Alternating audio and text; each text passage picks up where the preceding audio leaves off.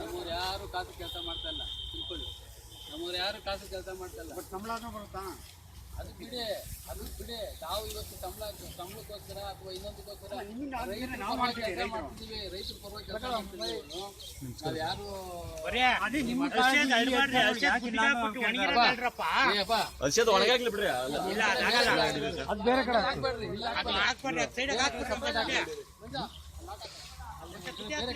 ಬೇರೆ ಕಡೆ ಸೈಡ್ ಹಾಕ.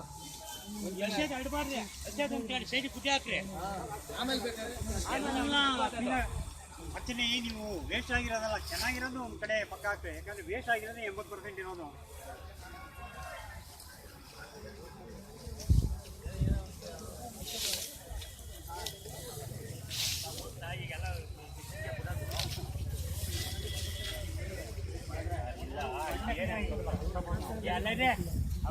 ಟ್ರ್ಯಾಕ್ಟರ್ ತಂದ ಮಂದಿ ತುದ್ದು ಹೊಟ್ಟೋದು ಕ್ಲೀನಾಗಿ ಹಾಕ್ಬಿಟ್ಟು ಯಾರು ಹಾಕಿದ್ರೆ ಒಂದು ಡ್ರಾಪ್ ವೇಸ್ಟ್ ಹಾಕಿಲ್ಲ.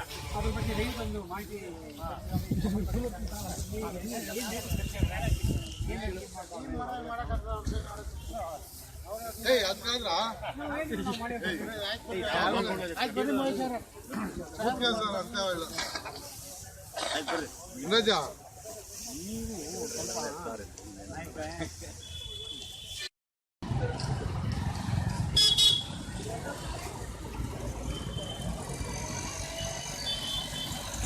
ದೊಡ್ಡಬಳ್ಳಾಪುರ ತಾಲೂಕು ಸೇರಿದಂತೆ ಇತರ ಸುಮಾರು 160 ತಾಲೂಕುಗಳನ್ನ ಬರಗಾಲ ಪೀಡಿತ ಪ್ರದೇಶದಿಂದ ಘೋಷಿಸಿತ್ತು.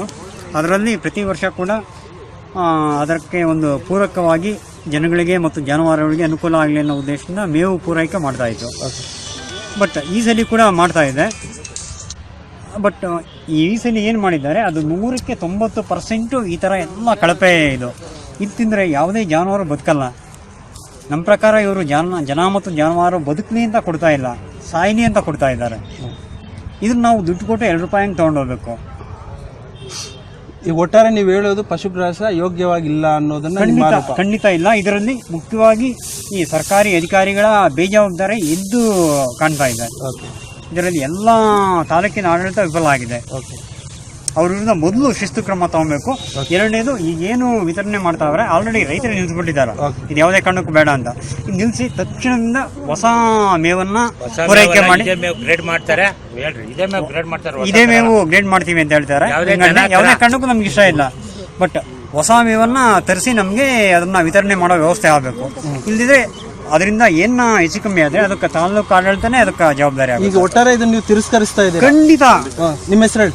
ಹೊನ್ನಘಟ್ಟ ಮಹೇಶ್, ರಾಜ್ಯ ರೈತ ಶಕ್ತಿ ರಾಜ್ಯಾಧ್ಯಕ್ಷ.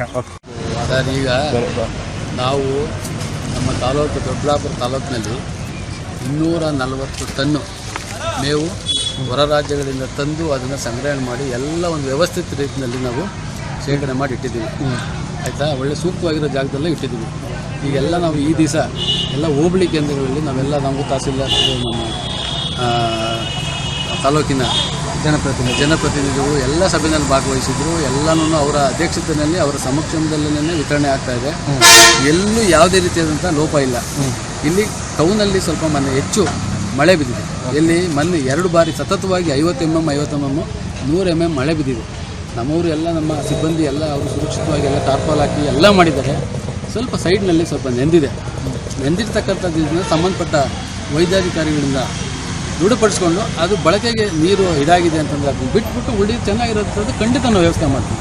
ಅದರಲ್ಲಿ ನಾವು ಗೋವುಗಳಿಗೆ ನಾವು ಮುಗ್ಗೋಗಿರೋವಂಥದ್ದು ಭತ್ತದ ಹುಲ್ಲಾಗಲಿ ಅಥವಾ ಇನ್ನೊಂದಾಗಲಿ ನಾವು ಕೊಡೋಕ್ಕೆ ನಮಗೆ ಇದಿಲ್ಲ. ಖಂಡಿತ ಅವರು ವೈದ್ಯಾಧಿಕಾರಿಗಳು, ಪಶು ವೈದ್ಯಾಧಿಕಾರಿಗಳು ಏನು ದೃಢಪಡಿಸಿ ಇದು ಕೊಡ್ಬೋದು, ಇಲ್ಲ ಬೇಡ ಅಂತಂದರೆ ಕೊಡೋದಿಲ್ಲ, ಖಂಡಿತ ಕೊಡೋಲ್ಲ. ಆಯಿತಾ, ಅವರು ಕೊಡೋವಂಥದ್ದು ಸೂಕ್ತವಾಗಿದೆ ಅಂತಂದರೆ ನಾವು ಕೊಡ್ತೀವಿ. ಮತ್ತು ಅದರಲ್ಲಿ ನಮ್ಮ ಮಳೆಗೆ ಅದು ಏನಾಗಿದೆ, ಸ್ವಲ್ಪ ಮಳೆಗೆ ಸೈಡಲ್ಲಿ ಎಂದಿರೋಂಥದ್ದು ಅದು ಸಪ್ರೇಟ್ ಸೆಗ್ರಿಗೇಟ್ ಮಾಡಿ ಒಳ್ಳೆಯ ವೈದ್ಯಾಧಿಕಾರಿಗಳಿಂದ ಪರಿಶೀಲನೆ ಮಾಡಿಸಿ ಅದು ಯೋಗ್ಯವಾಗಿದ್ದರೆ ಮಾತ್ರ ನೀವು ವಿತರಣೆ ಮಾಡ್ತೀರಿ.